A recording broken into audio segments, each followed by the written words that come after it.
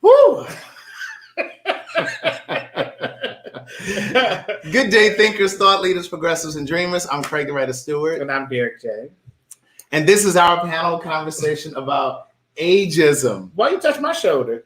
Well, I know I'm older than you. Okay, thank you. But I've been so looking forward to this conversation because when we sat down to come up with all of these topics, we were again, I say this every week, we were looking for ways to bridge the community.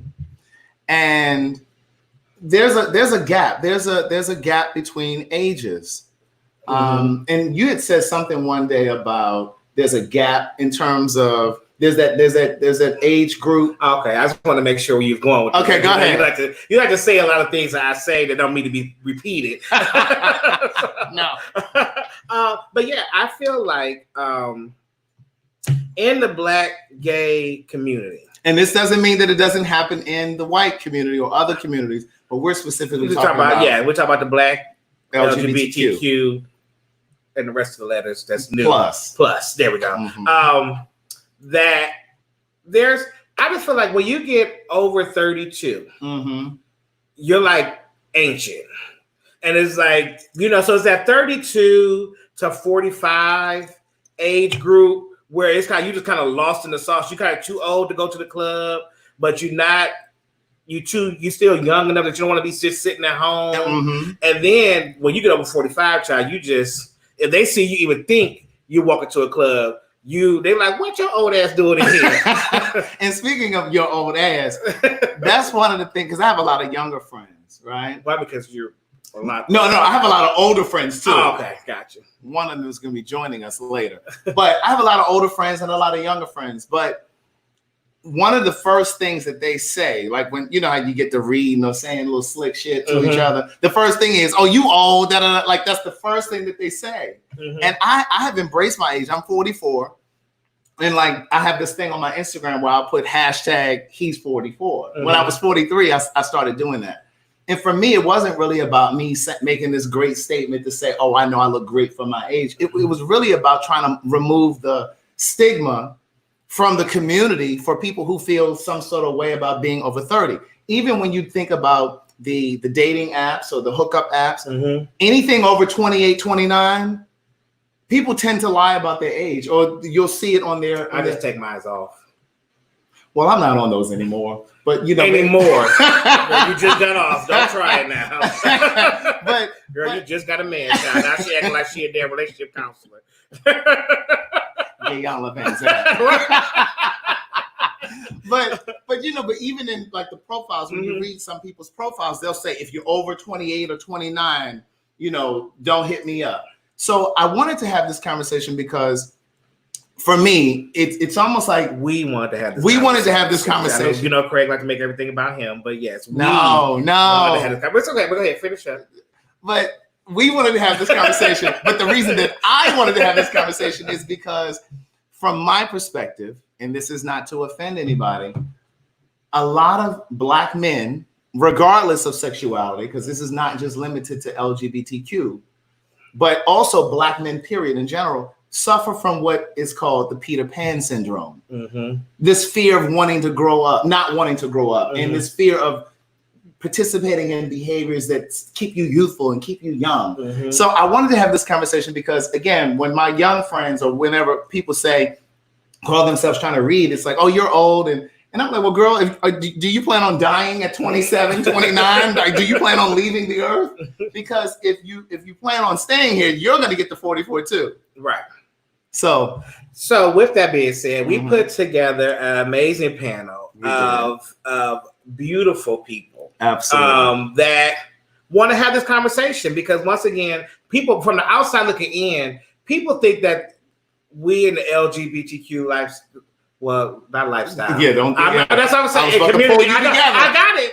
Okay, go ahead. Yeah, Craig, give me a second. But they think that we live this fairy tale life.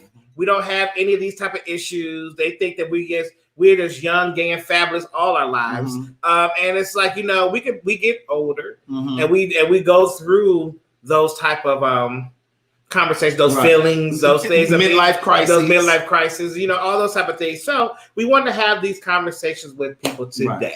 And I want to know from those of you that are in here that are going to join the conversation, have you ever had a fear of getting older? I've not had that fear, but I want to know if you guys have had that fear. And did you ever in your life covet your age? Because what I've noticed is a lot of gay men protect their age, or very more secretive about their age than women. That's something that women typically do, stereotypically. But gay men, in my experience, they don't want you to know their age, and they'll protect their age at all costs. And and I'm surprised, and we were surprised to get a big response back from lesbian women. I didn't know that was even a problem. I didn't know that was a problem for them. And this is why we have these conversations, because we're learning about the lesbian community, the trans community, because we got some trans people that responded to this, some gay men, some lesbians, non-binary. This was one of our biggest responses that we got. Yeah. So thank you guys for emailing. So as you guys see, I'm here with Craig today. We're not gonna let Craig do this on his own. If you was here 2 weeks ago, Craig was a hot mess, and I couldn't produce him from afar. So, but this is why, for those of you that are participating in the panel, this is why I pulled him together when I came through the door. But that's how we'll see. So, bam. Okay, so where we want to start at? Do you want to go down the line? Yeah, let's just go down the line. Okay, so we are going to pop up Tracy Lynn. Bam, there we go. Hey, Tracy. Hey, Tracy. How are you? I'm beautiful. I'm great. How are you? So, thank you for even, because like I said, we didn't even know that this was an issue in y'all community. For me, I don't have an issue. I've never hit my age. I'm very proud. I love it when I'm around a certain group of people at a certain age and they're talking about old people. Then I check them. So I embrace my age. As a matter of fact, can we ask what your age is? This coming Sunday, July the 19th, I will be the double nickels.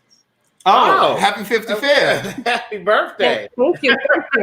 And so I've traveled around the world and I've met so many people. And again, like I said, I don't walk around telling my age, but sometimes the age comes up. And I will agree with you guys, both the men and the women, younger. When they reach the age of 35, they're old, especially if they work in certain industries. I got to change my career. And I'm listening to this. I just went back to graduate school and graduated with a master's degree just 4 years ago.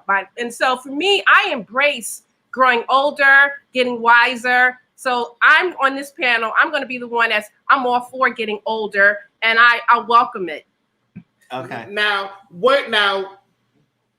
you're all for getting older. Now, in your community, like I know, I go to speak from a gay man perspective, but we just know that it is a very harsh thing on us for getting older. So, do you guys get age shamed, and or do you feel like when you get in certain spaces, they look at you crazy, like, well, what is she doing here? Or do you have those type of situations for you? At first, I've entered rooms where people would get the looks, but then, and then again, I don't. Like, I'm a house head. I'm from Newark, New Jersey. I love dancing. So from my age group, my childhood friends, all of us, we still out there dancing when we can. So it's a little different. Like I said, I'm from New Jersey. I'm from Newark, New Jersey, Brick City. So, but I know when I've gone over to the West Coast, California, there's a whole different idea. So people do, and matter of fact, the younger people are very aggressive today because they will say, "Oh, I like older people," but I'm like, "Girl, I'm your mama's age." You know what I mean? So for me, I think the younger generation, they're a little bit. Some of them, they're very, they embrace it, then they don't, but they're very aggressive as well. They definitely like those of us that are seasoned. Yeah. Now, speaking of dating, so now where are you in a relationship? I am very single. Okay, and then do you date younger, older, same age?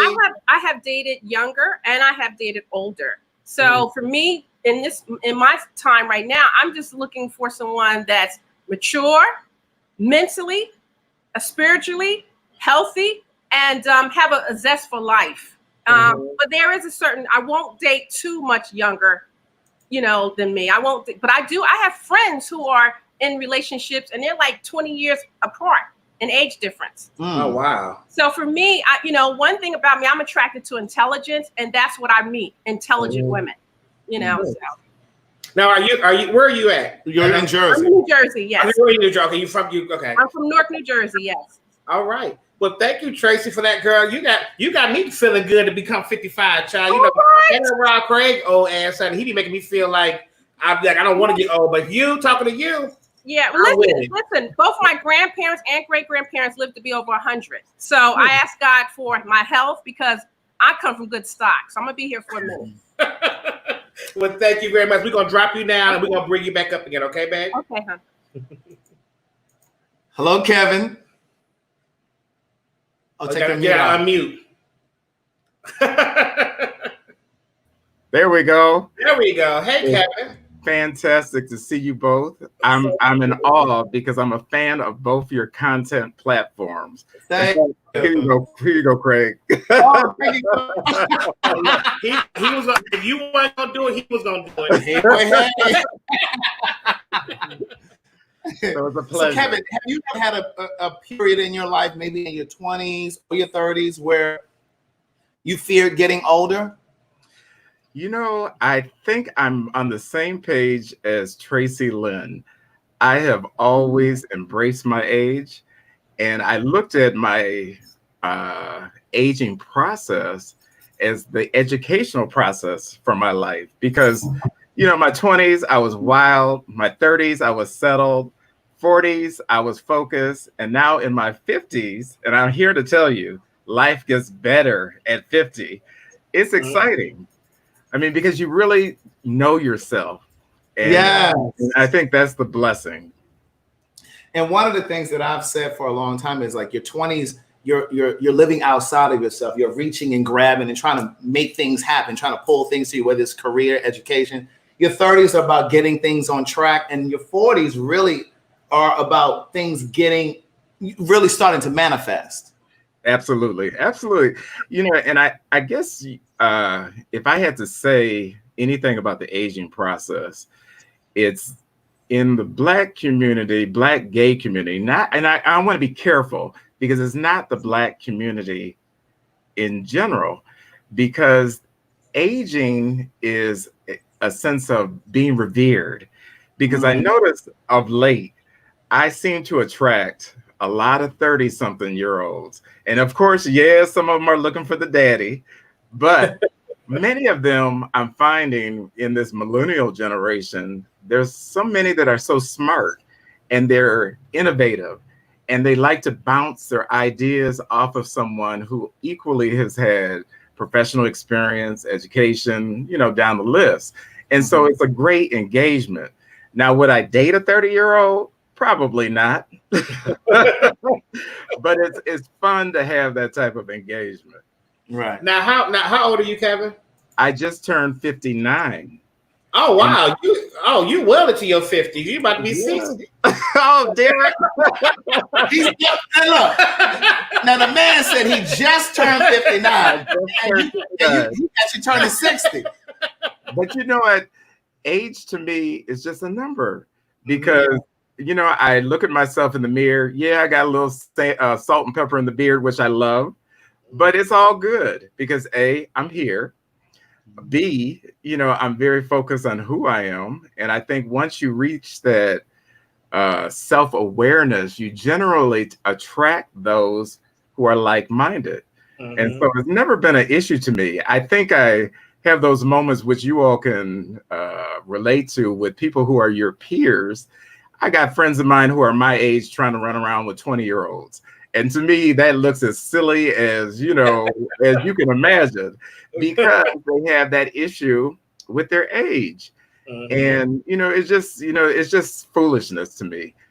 Just embrace yourself, be yourself, and everything is all good. And just as an FYI, I have my phone here, but these are my notes. So I'm not text message because we got some feedback one time before, so I was trying to let me have it, thinking I was reading messages. So my question for you, Kevin, is that so what I have learned. Well, I'm 38, and so in that realm in your 30s, it's really hard finding your place It's fine. Like, were you still finding where you were at? Like, when did you know who Kevin was? Like, at what age you was like, you know what, I can stand in who I am, and this is where I'm gonna be, and I'm fine with being that person. That's an excellent question, because I would probably say, for me, it was at 35. Actually, 35 was the age where I had gone through college and graduate school, was in my profession, and I was secure, and I had a path of where I wanted to go. And so, 35 was it for me. And everything was smooth until I think I reached 45, 48, that zone. Then I felt trapped into the perception of others, because I was with my peers who were aging as well and had a hard time with it. And so I thought, well, what's going on here? And at the time, I was living in Los Angeles, which we know everything out in LA is as fake as you can. So, it was so many of those factors. And then when I moved back home to the Midwest, because I'm currently in Michigan, which is where I was born and raised. Well, where in Michigan? I live in Lansing. I'm from Toledo, Ohio, so I'm a Midwest boy too.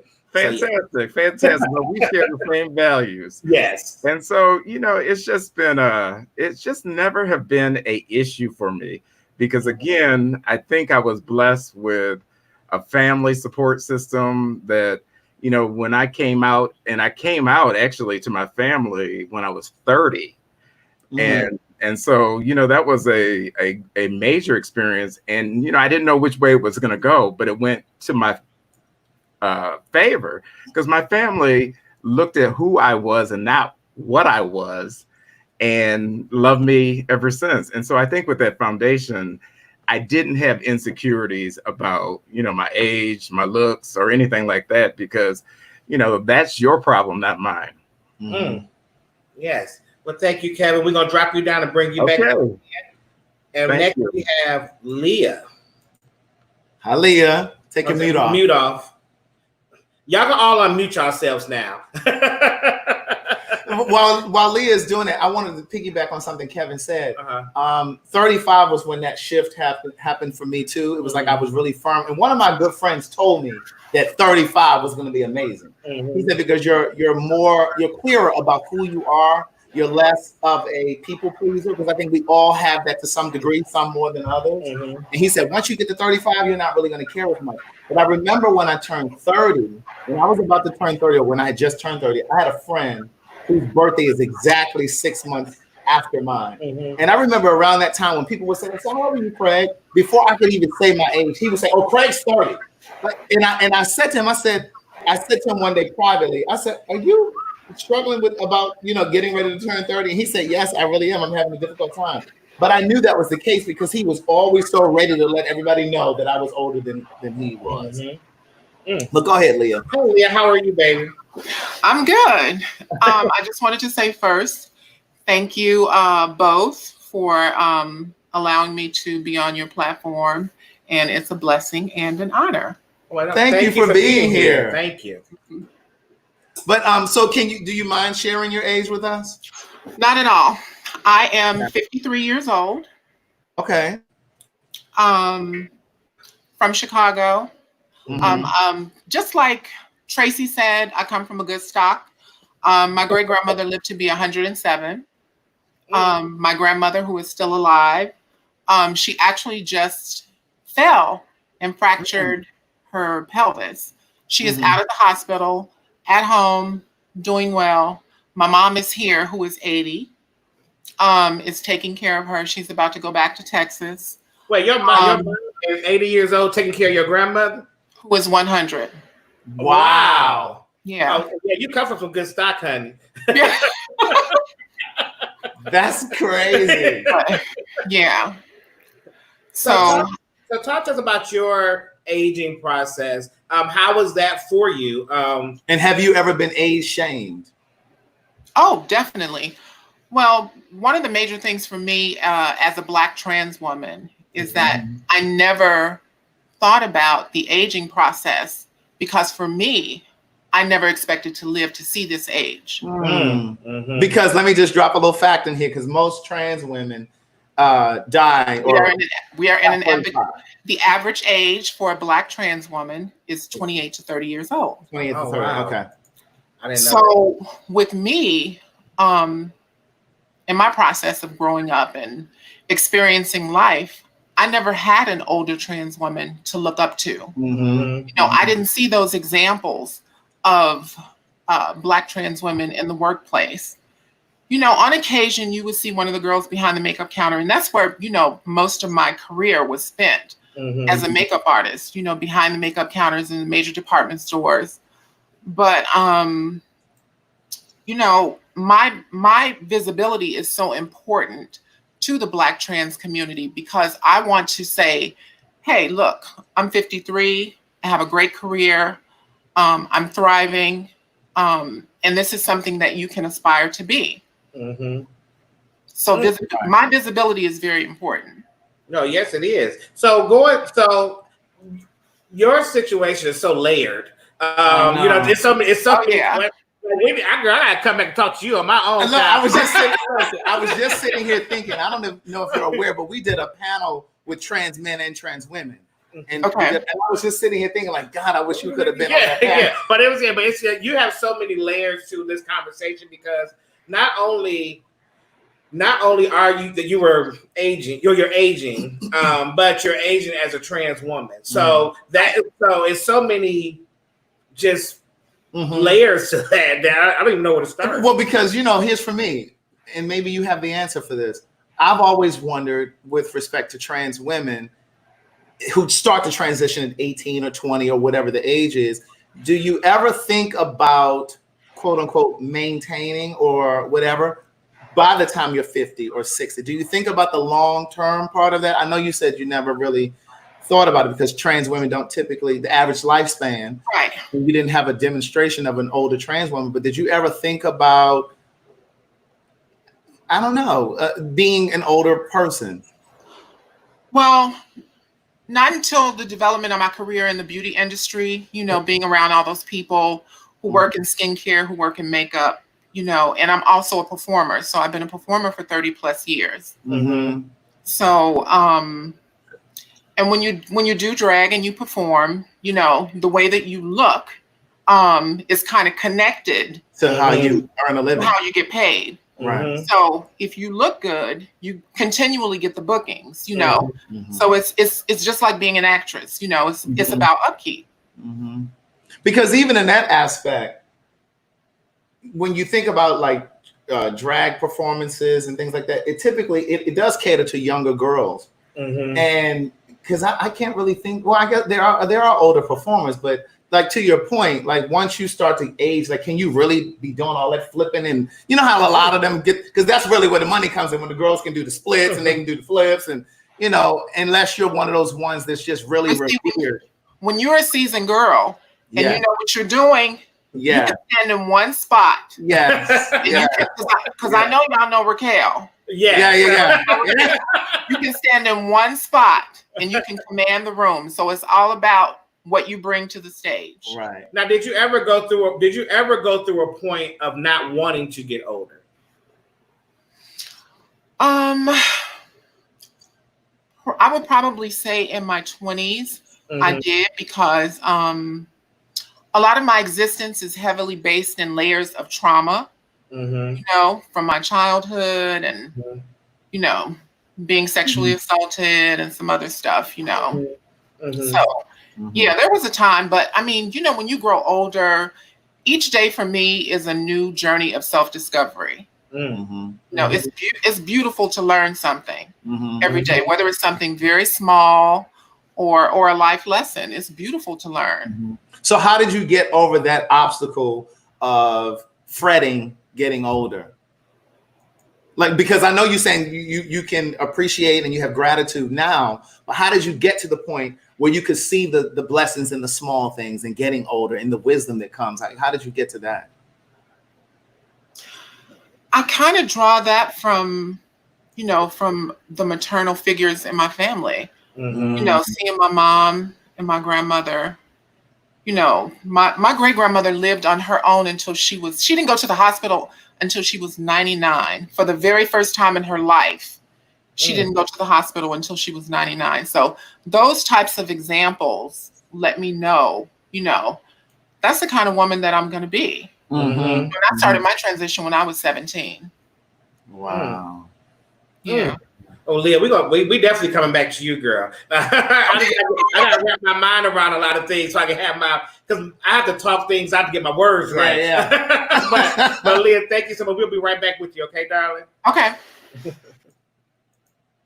All right, Cherokee. So listen, honey, when I popped them, I said, y'all got the full setup, girl. They got this little razzle dazzle. They like, what's up? We here. I'm just at home. Trying to put our background to shame. How are you doing today? We're doing real good. How are y'all? Pretty good. Pretty good. How old are y'all? Because y'all look younger. I'm 39. I'll be 40 August 7th. Okay, and then I can't ask how old you are. I'm 35. I'm 35 and 39. So is Cherokee, are you the one in the tank top? Yes. Okay. So do you kind of have issues with sharing your age? See, the thing is, one, I was bamboozled. I didn't know this was going to be an ageism topic. Thank you, brother. So I personally don't think I have a problem. But I think you kind of do. They took a drink on that, so they already know what it is. Yeah, that was a pregnant pause when I asked you your age. No, it's just that, as one of the panelists already said, I don't really see age, so like I don't feel the need to display my age or say my age. I'm just like, I'm out here living. So, but when you were actually like talking about the Peter Pan syndrome, I was like, oh shit, that might be me. Yeah. So yeah. So I was talking with you, Cherokee. At 35, I'm closer to your age than Craig is, so I can remember. I'm closer to you guys. I can remember back then. I remember 35. Do you feel displaced? Meaning, like when you want to, like, I still like to go to the club, but when you get to the club, you're like, why am I here? You're like, like I'm not supposed to be with you. Yeah. I do feel that way. That's why I don't do the clubs anymore.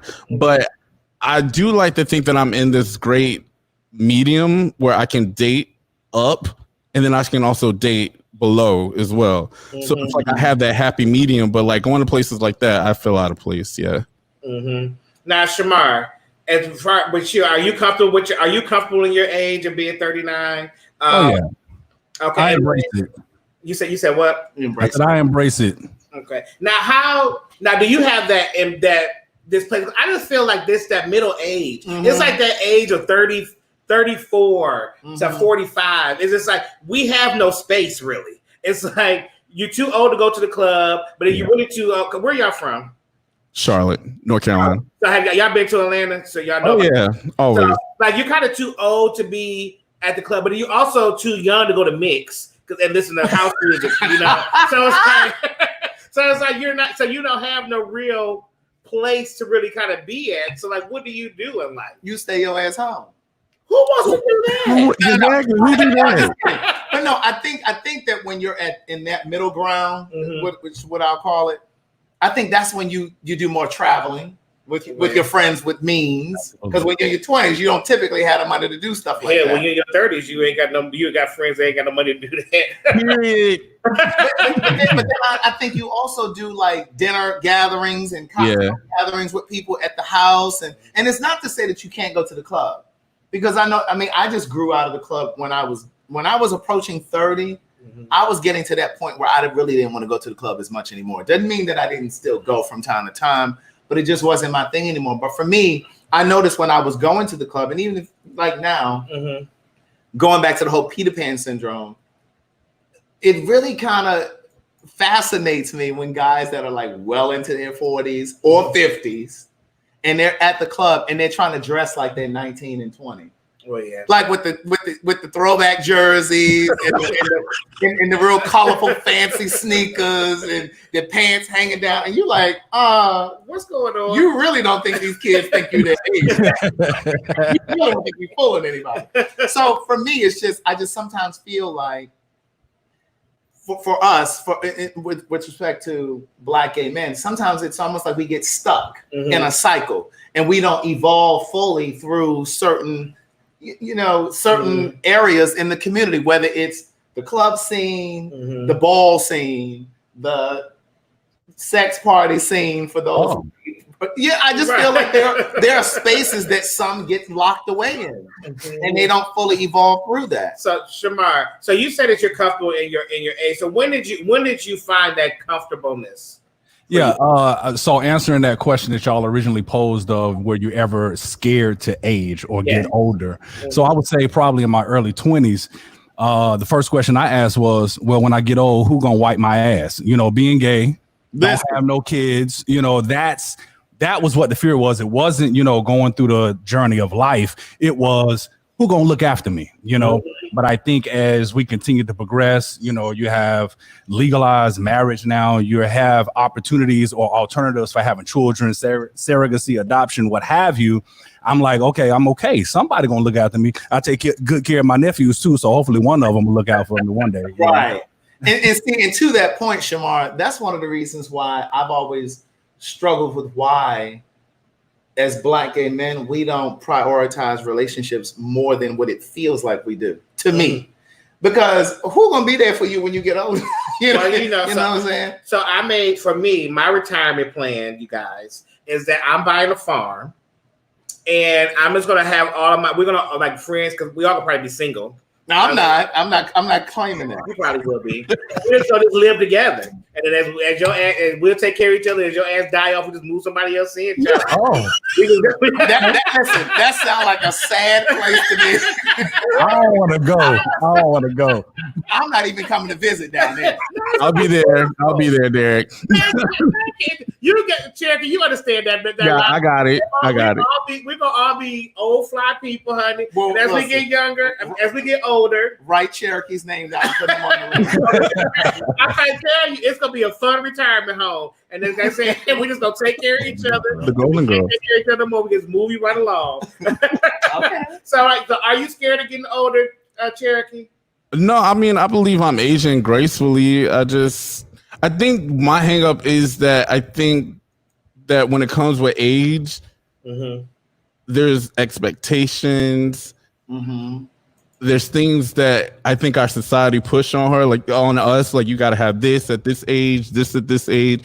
So that's why I'm like, well, you don't need to know my age because I'm just living life. And I think that is part of the reason why people covet their age, because they feel like we start to grade ourselves in comparison to other people and feel like, well, if I don't have this degree or that degree or this amount of money or this home or this car, I don't really want to acknowledge my age because I haven't really acquired all of the things that I think that society says I should have at this point. Well, go ahead, Shamar. Real quick, I just want to add this is my little brother, and he said I bamboozled him. But the reason why is because he was dating his boyfriend. What are you? Yeah, he mad now. Go on and tell us, Cherokee. God, spill the tea. Now, I'm going to exaggerate and say it was probably 2 years, but it probably was like a year. And I'm the one that had to tell him how old he was. Oh, you were dating somebody for a whole year, they didn't know your age? What are we doing? So let me rewind. So going back to what I originally asked you was, you do have an issue with telling your age. Come on. No, it's just that if you ask, like, if you're like, Cherokee, aren't you 30? And I'm like, yeah. Well, I'm 30 plus, but yeah. Okay, wait. So how old was the boy? Not being real, though. The man. Oh, the man. Oh, excuse me. Come on, somebody, correct him. 28. The boy. Okay. Oh, the man. Man. If he's old enough to sit at the table, he's old enough to eat. So he's a man. No, sweet. It's a lot of boys acting like men. So, but and that's not limited to age because I know. Thank you. That's any I age. know some 40, Well, that's why. 50-year-old boys. But that's why I choose to date older because I tried to date older and they was full of shit. So I was like, I might as well date me something young and fine with a nice body. They can be full of shit. To date some old ass man full of shit. All of them are full of shit. We about to drop y'all down. We're gonna bring y'all back up, okay? Thank you, guys. I can't wait to get to some of these young folk down here on this bottom row.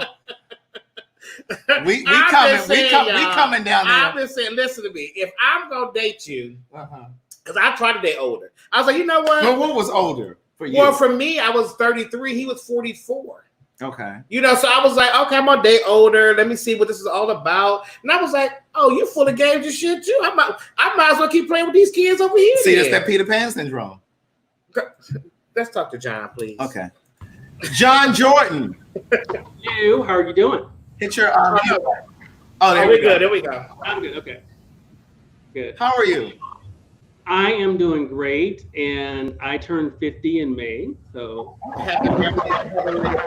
thank you very much. Go ahead. So have you experienced like ageism or where you felt like people judge you based on your age or you excluded from things? I think the biggest thing I've experienced is people having expectations of what a certain age is.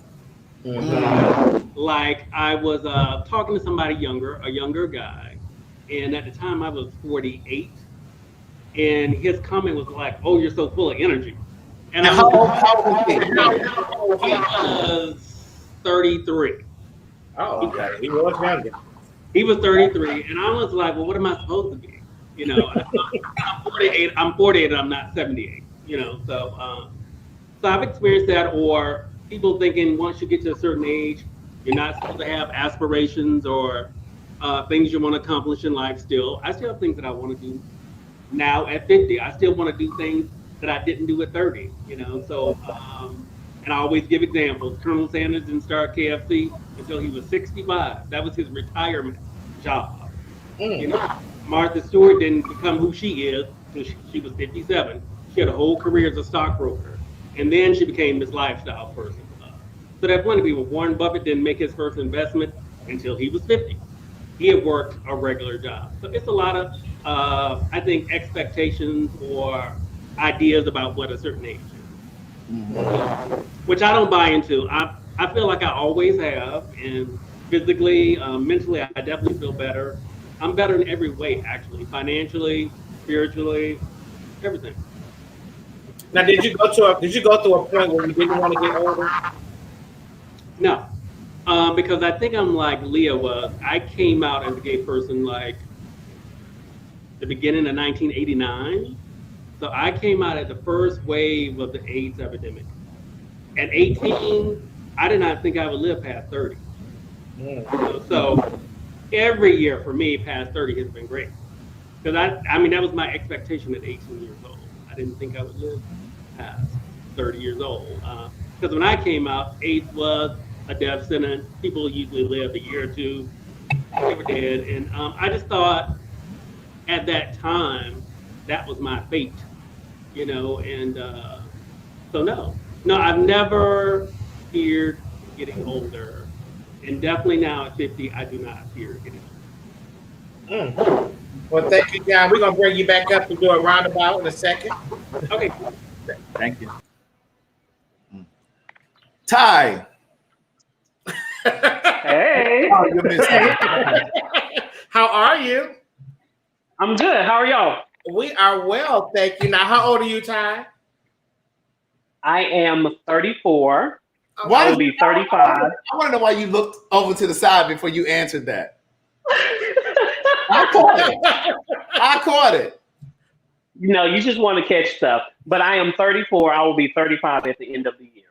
Okay. And how do you feel about aging? Have you ever feared getting older? Do you fret getting older?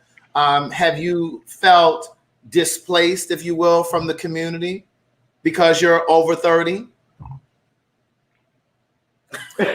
I will say, kind of piggybacking off of what the gentleman said earlier, one of my things when I was younger and getting old, it's not that I feared it, But it was one of those, dang, you know, I'm gay. When I get older, who's going to take care of me? Am I going to be alone? That's what I associated with the fear of getting old. Mm-hmm. I can say within the last few years, I've done better with that because I can honestly say I'm in a space now where I'm okay with saying, oh, I'm about to be 35. And I know to other people that's considered old. And I'm okay with being old. So that's where I stand now, but it took a while for me to get here. But isn't it crazy that you consider 35 to be old? That's foolish to me. That's foolish to me. And you know, but that's what it is.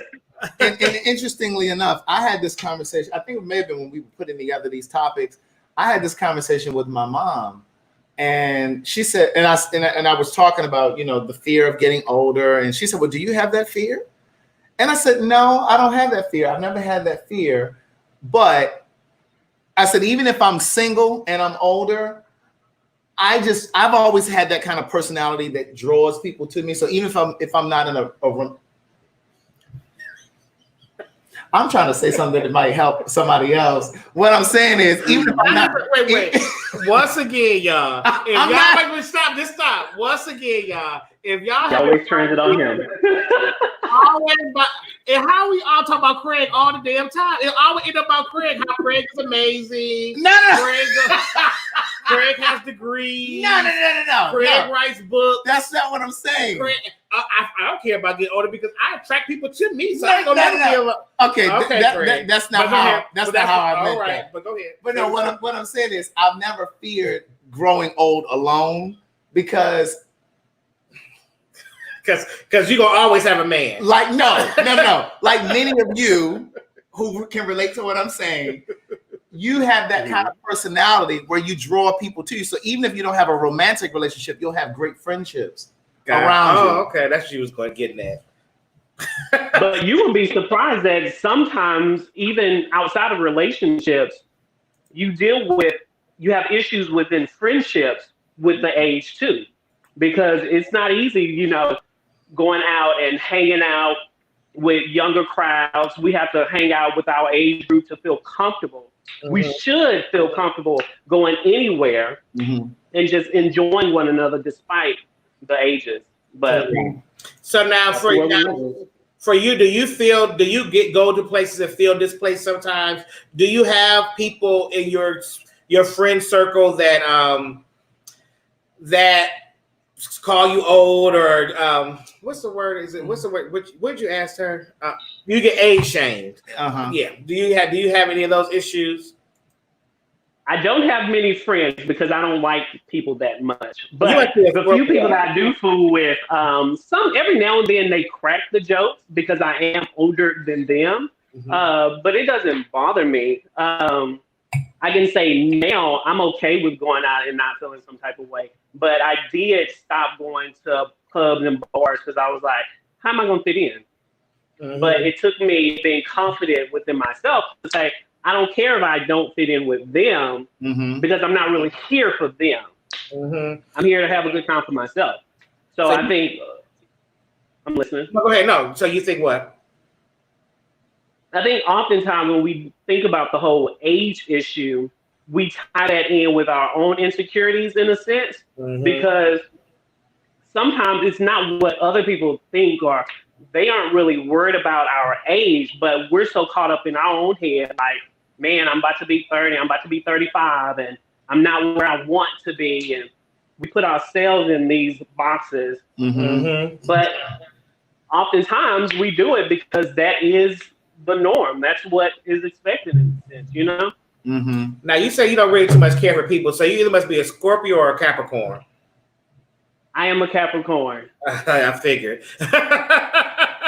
Okay. Only fool with a few. Right. You can circle small. I'm going to drop you down, Ty. We'll bring you right back up, okay? All right. Craig, so we got two more people left. Yes. Now, I want to challenge you to not make either one of their conversations about you. Well, they're younger than me, so I'm sure I've lived through something. I know, but can you just try? I'll do my best. Please. Okay. Hey, Kyle. Hey, y'all. Hey, Kyle. How are you? Oh, here we go. I'm doing well. How are you? How are you?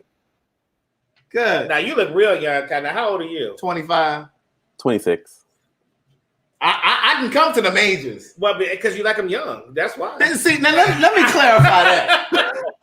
The people always say, especially the people that watch my lives, they always say that I like guys that are young. That's not true. They gravitate to me. But what happens is when you collect them. When I was 26, no, I don't. When I was 26, I dated older. Like I dated guys that were like 9, 10, 11 years older than me. But again, now that I'm the older guy, it's almost like the guys that are my age. Then I asked him not to make this about him. Well, you open that up. I didn't open it up, but anyway. But go ahead, Kyle. So 26. So now you are considered still the prime of your gay life. So how do you fit into this conversation, Kyle? So my experience with my relationships, as they relate to kind of platonic friendships, but also romantic relationships, I've always been around people that were older. Even when I was in grade school, I kind of always was welcomed by the upperclassmen. One of my best friends is in her 30s. I have a friend who's in her 40s. So I've always kind of been around and surrounded by people who were older. Just because, ironically, I've always found their conversations just to be have a little bit more depth. And I just resonated with them more. I also have been told I have an old soul. I'm not your stereotypical 20-something-year-old.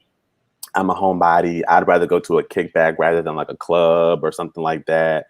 So in that regard, I don't fear getting older at all. I've never feared getting older. I look forward to it because I just feel like there's just so much left for me to experience and that could enrich my life that what's the point of it's inevitable. You're going to get older. We all should hope we would get older rather than be, taken out of here early. But yeah, I have no quarrels with it. So now, as far as dating, so do you date older? Yes. How much older?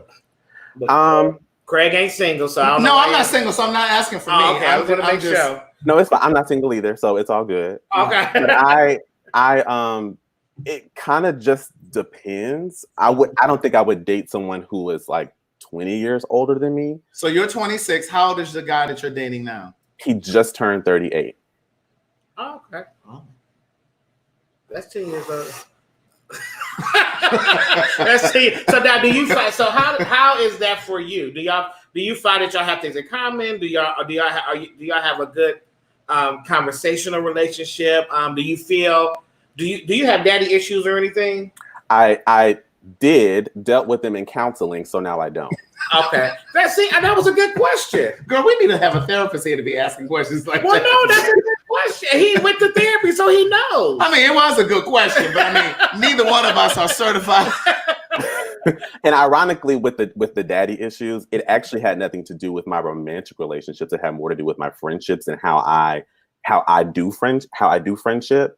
I'm very invested, very present, very involved, and everyone wasn't that way. And after going through counseling, I realized that I kind of had this expectation that people would at some point leave.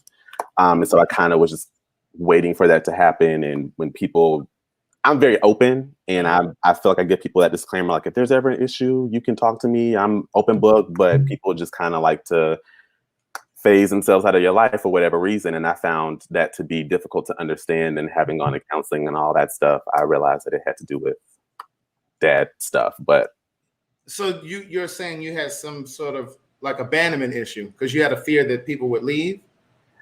Yes. And not just leave, but leave without an explanation. Conversation. Yeah. Mm-hmm.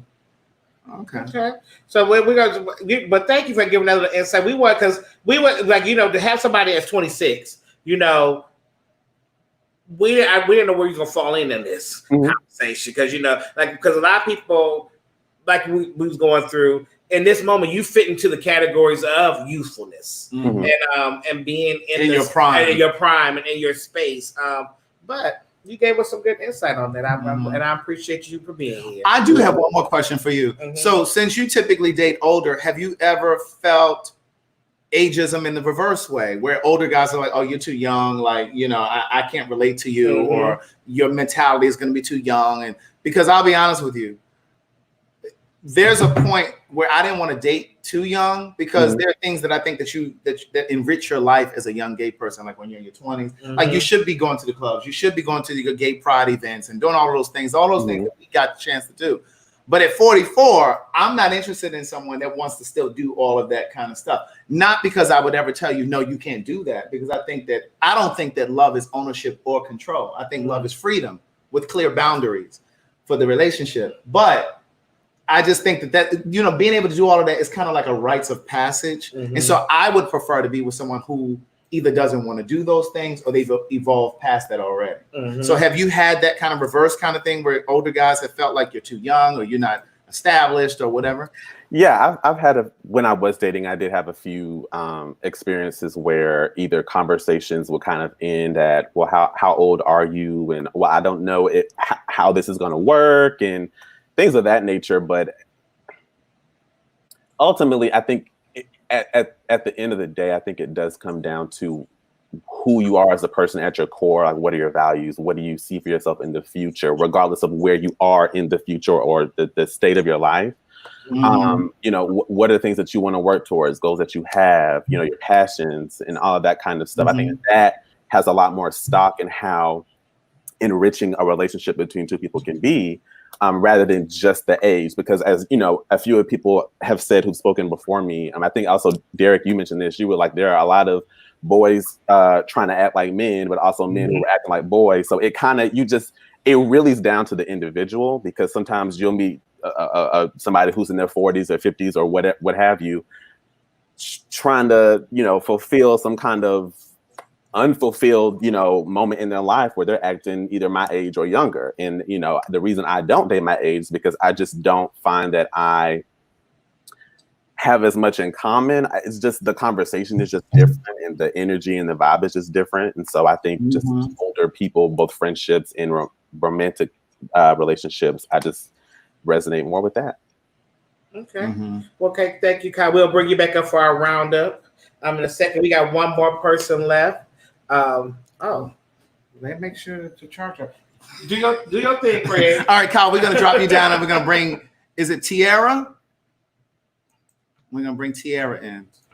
Hi, Tiara.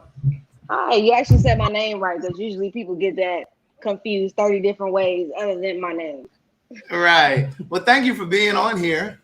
You're welcome.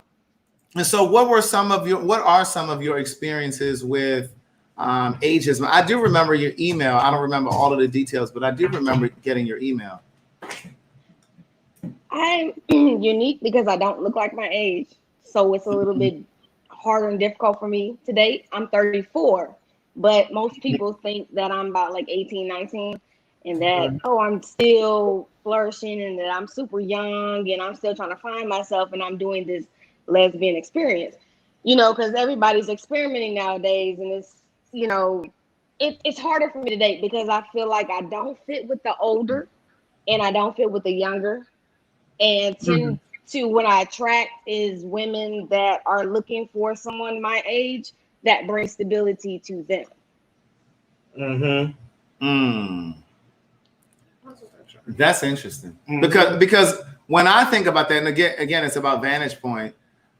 I often think about young boys. Somebody mentioned this earlier about daddy issues. Oftentimes, young boys go after older guys that are more established and can take care of them, because sometimes these young guys are still in college, or they're still living with their parents, but they have this older boyfriend who has money to go to dinner, who has money to travel, to pay a cell phone bill or whatever. And then in the reverse, we have a lot of older guys who date younger guys because they can have that control, if you will. They can kind of wear the pants in the relationship. They can kind of be the dominant one. And sometimes it's an ego thing, because they feel like they still got it, by dating a younger guy. So it's interesting to hear your perspective on that. It's the same thing, well, being masculine and being a stud. Usually most studs have a control issue with being with a woman. So they usually want the woman to stay at home and they are the financier, and they are the person that pays the bills. And if she has children, they take care of the kid, because 9 times out of 10 she has someone that is not co-parenting her with her the best way. So usually I've dated, now when I was 22, I was dating somebody that was 35. So, and her oldest child was 18. And as we started progressing in our relationship, and I was gonna marry her, and this is one of those midlife crises when you're young things. You think you're so quick and you're ready for the marriage and the being in a relationship, though. But then when you realize and you look back at it, at 22 to her 35, I wasn't mature enough for that. She had 3 kids. She was a ready family. It was a whole 9 yards. So I've dated, and then my last relationship, she was 28. She wanted to go out and have fun and party. I'm an old head. I act like an old man. I like to just go to the, cigar bar and chill, smoke my cigars, hang out, relax, talk to the older guys that are married and disgruntled and don't want to be around their wives, and just, learn that way. And talking to older people, I'm not into the club and the gay scene and all that. I never have. It's just it's not for me. So do you feel displaced, and not really knowing where you belong at, and what space you really kind of belong in? Sometimes I do, and then sometimes I don't, because at the same time, I'm secure in who I am. So regardless of whether I am in a relationship or not in a relationship, I'm cool. If I had an aunt that lived till she was 93. She never was married. She never had children, anything. I'm okay with dying alone, but I'm at peace. And that's the main thing. And you know what? That's so like that hit me real. You heard me go. I was like, that hit me a little bit. But that is a reality that some may have to come to terms with. But as you know, it's just hard hearing it come out people's mouths sometimes. It's like, oh shit, I might have to die alone. Jesus. Okay. And I think that's because, y'all have the same dynamic, relationships, especially with lesbians. It might last a week, 30 days, 2 weeks, everybody takes it so fast.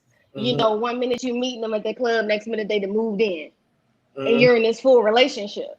And so you never get a chance to really experience yourself. I think a lot of people don't really get to experience themselves. I think that's why I'm so comfortable. Plus I went to therapy. So a lot of people don't really find themselves, they look for love to appear and for it to, heal. Black people need to go to therapy. Go to therapy, Black people. but one thing that I wanted to say there, where you said, especially lesbians, they move in quickly.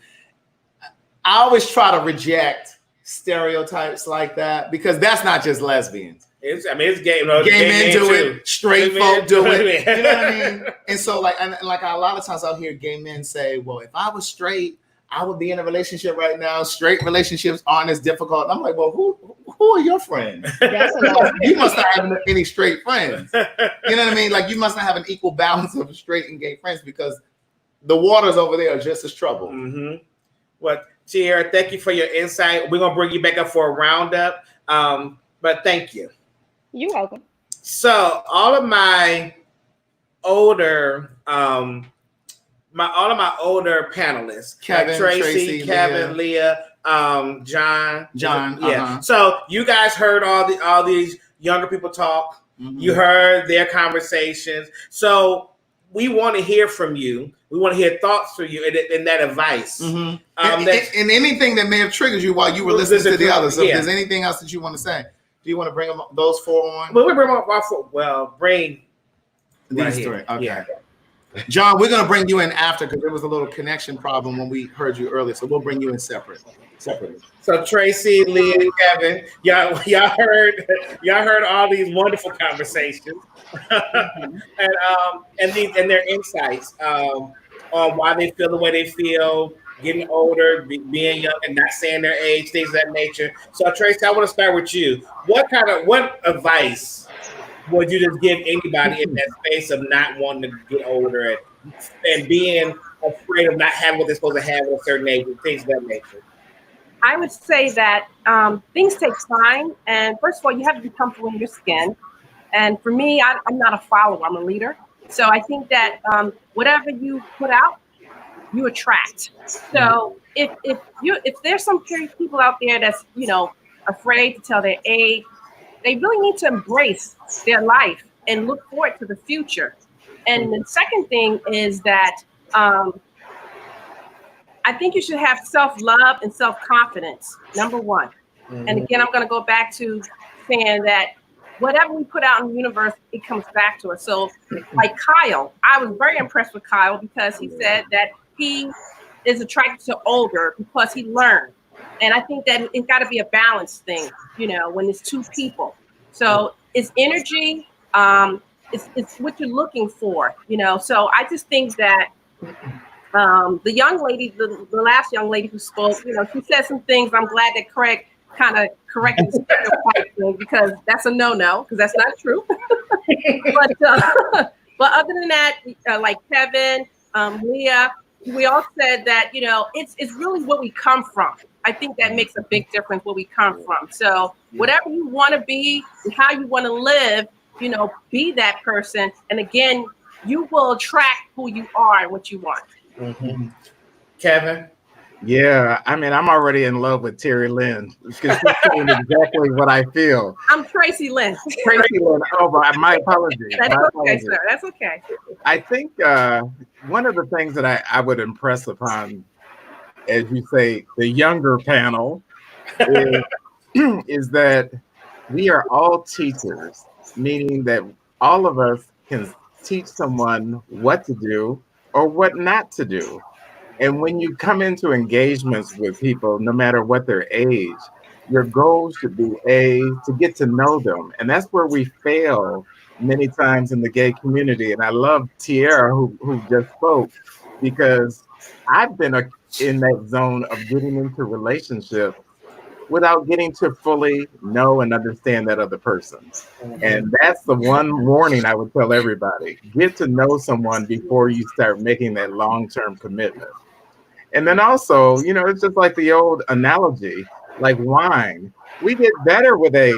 Yeah. I mean, at my age of 59, I have experienced all the changes that we've all seen on the books, from technology-related changes in government, gone through the AIDS crisis, and now we are going through the Black Lives Movement period.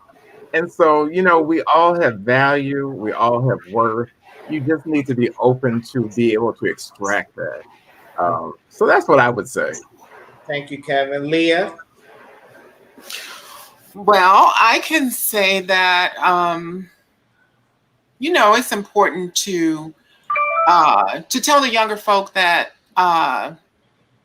when you're discovering who you are, it's important, before you give your love to somebody else, it's important to learn to love yourself. You can't wholeheartedly give yourself to someone if there is a piece of, if you're not whole within yourself. I embrace my age. I look forward to getting older, whether it's with someone else or by myself.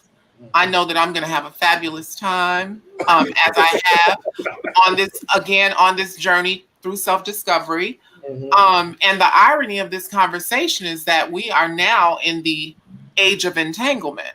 That we are in this age of entanglement, and you would really be surprised at how many young guys. I'm only attracted to older men, because that's just me. That's just what I prefer, But I get a lot of younger guys who try to come at me, but it's not my thing, and it never has been. But it's important to just have a strong connection with your creator. Learn to love yourself before you give yourself to somebody else. Now, all you guys have the same thought process about loving yourself. Yeah. So I know, Kevin, you said at 35 you were true to yourself, but can I ask all of you guys, when did you, because learning how to love yourself is a whole nother different situation. And people say that, but they don't really tell you how. Yeah, or what does that really mean? Or how long does it take? Or where does it come to? Because I think a lot of people beat themselves up. And I'm one of those people. I'm still at 38. I'm still going through the process of loving who I am as a person. But but you beat yourself up because it's like, I'm supposed to love myself at 20. I'm supposed to love myself at 30. Like, why am I going through a process of learning how to love myself when this should be something that innately is supposed to happen? You're supposed to love yourself. So my question for you three is, when would you say, if you put an age on it, where you can say that you can wholeheartedly say, you know what, I love the person that I am? So Tracy? For me, I would say when I was 30. Because I grew up in the church. My family, I didn't understand who I was. I always liked girls since I was a little girl, and all the little boys I liked when I was growing up, they were pretty boys and end up growing up to be gay. So for me, I would say when I turned 30, and matter of fact, just before 30, because I was dating someone older, and she said, you better tell your family who you are, because I'm not coming around acting like I'm your friend. And she was about 10 years older than me. So I thank her for that, because she helped me out myself to my family. Most of them knew anyway. But I also went to therapy, because I always want to do things perfectly. So I would say around 30 is when I knew, like, embrace myself, forget it. And then my dad, he was like, fuck what people think, be who you are. You know what I mean? So, but I never wanted to do anything to disrespect family, because that was very important to me. So I would say around 30 years old. Kevin, for you, if you could put an age on when you learn how to love yourself and say you wholeheartedly love who Kevin is, what would that age be around for you? Yeah, I can actually tell you emphatically, it was when I was 40. And at 40 is when I started traveling. And I remember going through the Caribbean. And it gave me the sense of being with Black people who were proud to be Black people. And it made me realize how much in America we are up against so much that tells you should not like yourself. You should not like being a Black woman with natural hair. You should not be a Black man who can walk tall, be professional, and enter the executive suite. And so when I realized that you see the bounty globally of Black people who are doing the thing, moving mountains, and that's when I started saying, hey, that seed is within me. And so from that point forward, nothing in mainstream media has ever, tipped me, because it's not about me. I'm about me. And I don't let that dictate my style, my preference, the people who I'm around. Now, saying that, it sounds easy, but it was a process. And so again, if I had to give 20, 30-year-olds, even 40-year-olds advice, it's again to look within and realize that, particularly, and I'm just going to speak from the Black perspective, we are from people who survived.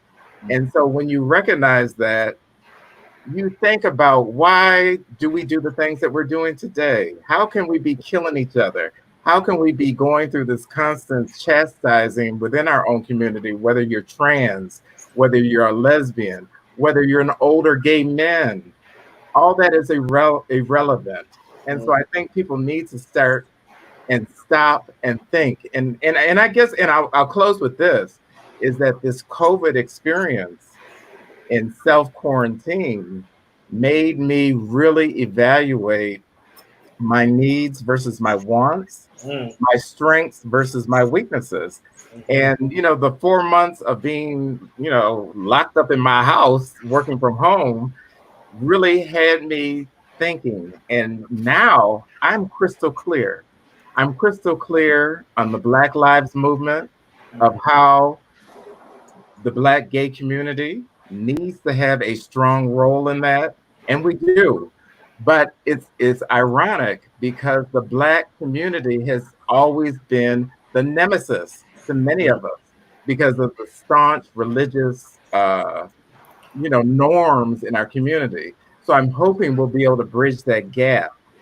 So I'm excited for where I think we're moving as a people and as a country, but we all have to get there, and we have to get there through self-evaluation and self-rejuvenation. So, it's an exciting time. Mm-hmm. and just to add to what you said, and then we're going to come to you, Leah. Okay. This whole idea of like self-love, I think most people confuse that with going to get your hair done or going to get your nails done. No. That's not loving yourself. That's pampering yourself. Mm-hmm. There's a distinction between those things. Absolutely. That's self-care. That's self-care. And I think loving yourself comes with what something that Kevin said is when you travel, if you can travel by yourself, and it doesn't even have to be that broad. Something as simple as going to the movies alone. Like you have to discover what you going to eat by yourself. There are a lot of people that can't go to the movies or go to eat by themselves. And I don't mean go to eat to like a fast food place. I mean a sit down place with a cloth napkin, go to a hotel bar, sit at the bar, have a drink by yourself. Like that's how you get to know yourself and understand yourself. But go ahead, Lee. For you, if you go to an age of when you could say you wholeheartedly love who you were, what age would that be for you? I would probably have to say well into my 40s. I spent most of my 20s and my 30s being clinically depressed. I've attempted suicide before in my 20s. But it was not until, because I've lived all over the country, I've lived in all the major cities by myself. And discovered a lot about myself on the way. But I kind of mentioned this before in some of the comments in one of your other podcasts, that I kind of walked around in life wearing this coat of, I had on what I call this, a coat of trauma. And I walked through life with this heavy coat on, and only until I saw the threads on the coat unraveling. Girl, you better speak with these metaphors. And I was able to see, the true me. But I see that now at 53 years old, I have an obligation to Black trans women to be visible. Yeah. It's very, very important now when Black trans women are being slaughtered at record numbers. It's important for me to say that I am alive and our lives matter. And so that you're here. Not until my 40s, that's when I started to really, really love myself. So somebody had asked earlier in the comments, why is it that Black trans women are their lifespan? What did you say the age bracket was? 28 to 30. And it's because Black trans women are being killed. So hopefully that answers the question. I saw that question floating through there. But Tracy Lynn, Leah, Kevin, thank you guys so much. And for me, this has been a great conversation for me because, like I said, I put a lot of pressure on myself. And I've lived a lot of my 20s up to my 30s on television with a whole nother pressure on me of not aging and figuring out and not having what I'm supposed to have and doing what I'm supposed to do and learning how to love yourself and still trying to work it through that process. So to hear it's like, hey, it's okay. Take your time. It's like, we all are going through that process. So I want to appreciate y'all from my heart. Thank you, because this conversation has helped me. Craig, I want to connect with you because I'm working on my memoir. Okay. And yes, please. Yeah. Please. You can email me through the same email. I'll get it. Okay. All right. Thank you. Thank you. Thank you. Thank you. Really good. And to Leah's point, also, it's important for LGBTQ people, period, to be visible. And that's the only way that we can affect change. So when you are in the closet, because a lot of times Black gay men will say, well, why is it important to come out? It's important to come out because you need to be seen. The time is now. You need to be visible. Yes. Thank you, Leah. Thank you. Thank you. We'll bring John up. They were really good. Yes. There we go. Boom. John. Yeah. Can you? So same. So same question for you. When did you, if you put an age on it, when did you say you started to love yourself? I would definitely say everything came together for me at 40. Okay. It was just my life experience in my 20s and 30s, and it all kind of culminated at 40. And something happened, and I felt so solid and together, like 39 turning 40 was it for me. And if you give some advice to our younger panelists, what would that be? As far as goals that you have, don't tie it to a certain age. As long as you have goals that you're working toward, you have your plan of how to achieve the goal. Don't tie it to achieving it at a certain age. I did that and fell to pieces when I turned 30 because I hadn't achieved all this stuff that I wanted to do by 30. I would say just always continuously work towards your goal, and it will happen when it will happen. If I could go back and talk to my younger self, I would say, please relax. It's all going to be okay. You're going to get where you're going, and it may not be in your timetable, but you will get there. So I would definitely say relax. Other thing, take care of your body and your mind, your health in general, while you are still a young person. I would say, for me, my own personal experience, how your body ages is kind of dictated of how you treat your body when you're younger. Yes. Like now at 50, I don't, have any major health issues. And I think that's because along the way, I did eat right most of the time. I still work out 3 days a week. And I go to therapy, when I need to love myself. And it's an ongoing process. I mean, loving yourself is not a destination to me. It's an ongoing process, a continuous process. So I would say those things I would say to younger people. Also, for me, I am out and openly gay at 50, primarily now for younger Black gay men, to show that you can live your life and do everything you need to do, just like a heterosexual person can do. You can get to be middle-aged, elderly, and all of that. You're not limited because you're an out Black gay person. So those things have really helped me. And like I said, as far as aging, my life at 50 is the best it has ever been. It's the best it's ever been. Thank you so much, John, and thank you for being part of this conversation. Thank you, John. So bring all these whippersnappers up. We're bringing the youngins in. We're bringing all the youngins in. Any final words, young folks? Cherokee, are you okay? Do you feel that peace with your age? I'm getting a lot of wisdom. Thank you. Yes. So I want to ask you guys the same question because we hear where they came to it as far as loving yourself. So Ty, do you love yourself, or are you learning how you love yourself? And if you are at a point of loving yourself, when did that happen? I'm in the process of loving myself. Okay. I think based off all of the conversations, a lot tied into therapy. Mm-hmm. I started going to therapy about 3 years ago. And so around that 31, 32 age, I was really struggling. But I think therapy allowed me to get to know myself and heal. And so from that, I'm in the process of loving myself. Mm-hmm.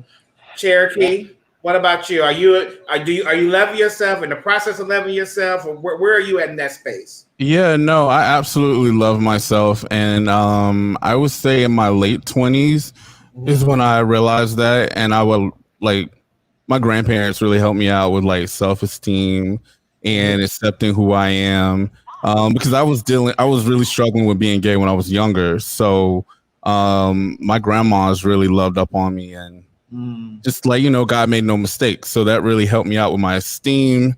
And I found it early in my 20s. Mm-hmm. Shamar, how about you? I think that when I hit 30, so I had a relationship that ended. I ended it at 30. And somebody told me that, when you become 30 to 32, something in your brain just clicks. And for me, it was like 4 months after I hit 30, and it just shifted. I left that relationship. I did that whole self exploration. So I started focusing on my health. I was going to the movies by myself. I was going to dinner, and then I've been to 4 countries by myself in the past, 8 years. So I felt like I was doing a lot of self-love, healing myself and working on myself. And it took my brother to tell me that I needed to do a little bit more work. Him being the younger one, I'm thinking I know everything. He told me to do a little bit more in the sense of being visible, because representation is important. Now, I'm not a closeted person by any means, but there's just not anything that I really talk about when it comes to my sexuality. So the same thing with what our climate is right now, to be silent is to be on the side of the oppressor. So the same thing with the LGBT community. For me, never, opening up and sharing and actually saying the words, I'm gay, or I like, whatever, is me being on that side. So give that visibility, because you never know, it could be somebody out there watching right now that can appreciate this. Absolutely. Yes, thank you. But see, to your point, Shamar, that's where that self-reflection comes, when you're able to do things like travel by yourself. And you may not have the finances to be able to do that, but it doesn't have to be that broad. Again, it could be going to dinner by yourself, going to the movies by yourself, just being able to spend, because you'll find yourself with yourself. That's the only way you get to it. If you're always around other people, you never really spend enough time to really get to know you. That's right. Tier, how about you? Are you loving yourself? The process of loving yourself. How's that for you? I can say at 31, 32, the bell went off in my brain, and I got tired. I got tired of being broken.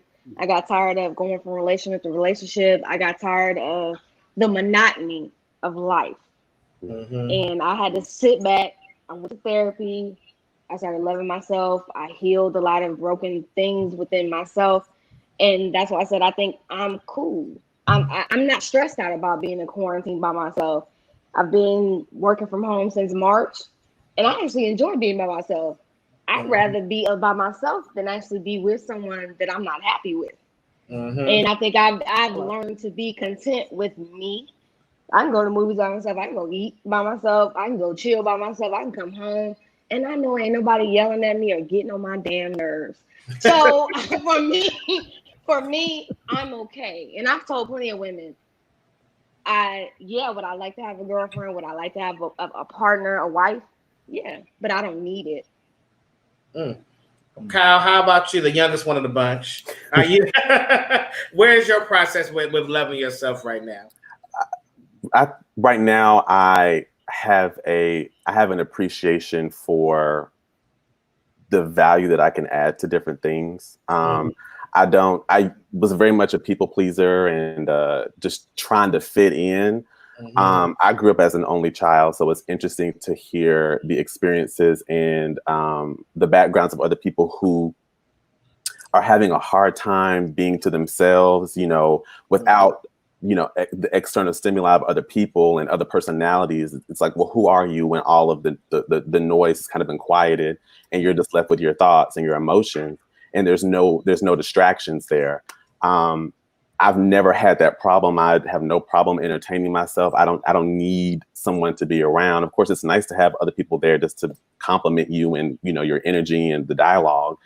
But when it comes to loving myself, I don't think that's going to be, a destination. It's just kind of a marathon. And with each phase of life, depending on the experiences that you have, the traumas you may experience, that can definitely change your perspective about what you are and aren't willing to put up with, what you are and what you aren't looking for, the things that did and no longer resonate with you. So I think we're too complex of a race to just kind of be boiled down to, well, yeah, I have it all figured out. I'm good. This is it. I think there's just so much more to us than we're even aware of and that we've even tapped into. So I've learned to change my perspective and change how I perceive things, because you could easily become overwhelmed and full of anxiety, and when you're like, I have no idea who I am, and I'm this age, or I have no idea what I want to be, and I'm this age, because so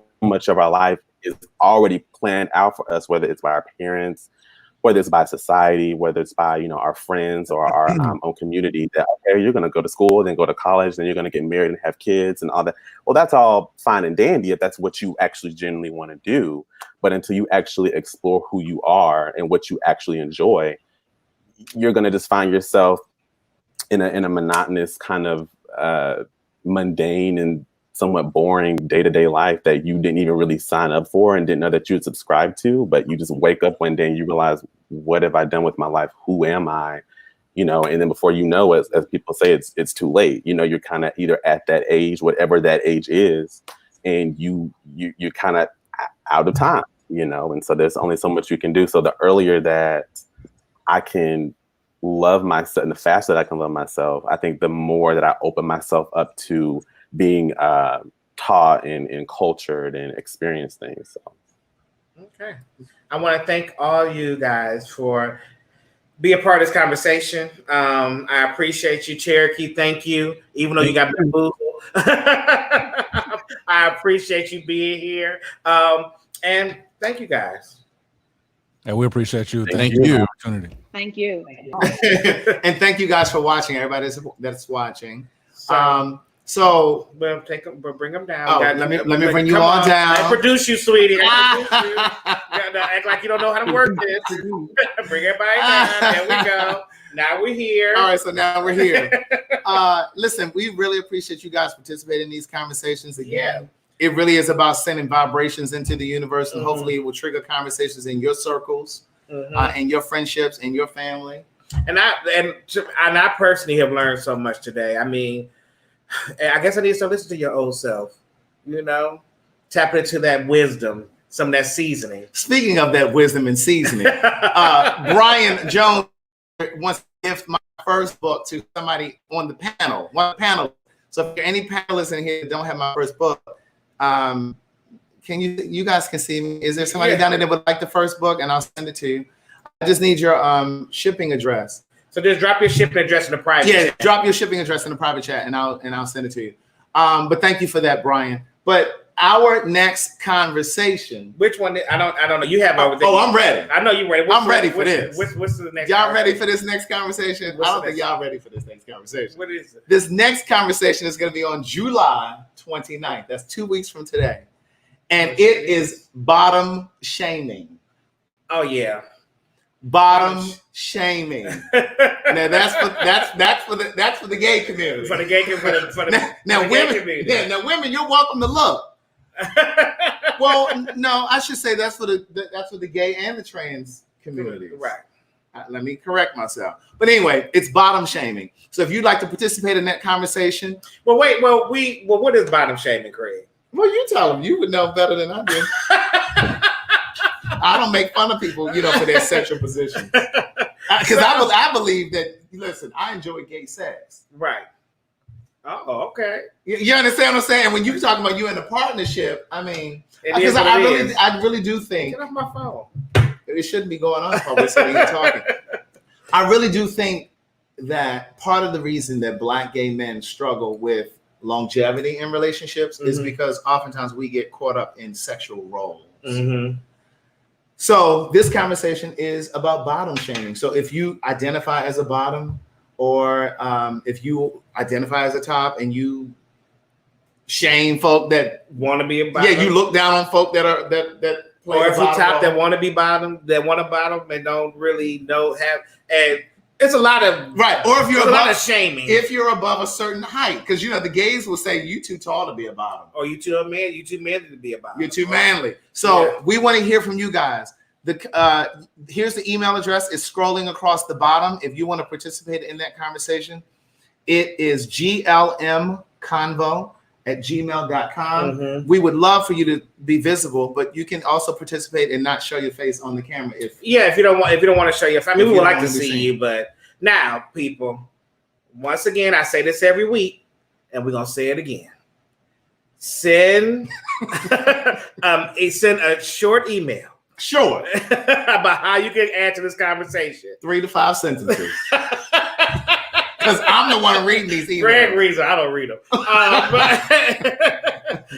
So that send a picture and send your contact information so we just know who we're talking to. Your contact information being your phone number. Your phone number. Because if you email us, we already know your email address. We just need your phone number because we have somebody reach out to you and everything. Exactly. All that good stuff. But yes, so I'm excited about this too. Me too. Because I mean, you know what?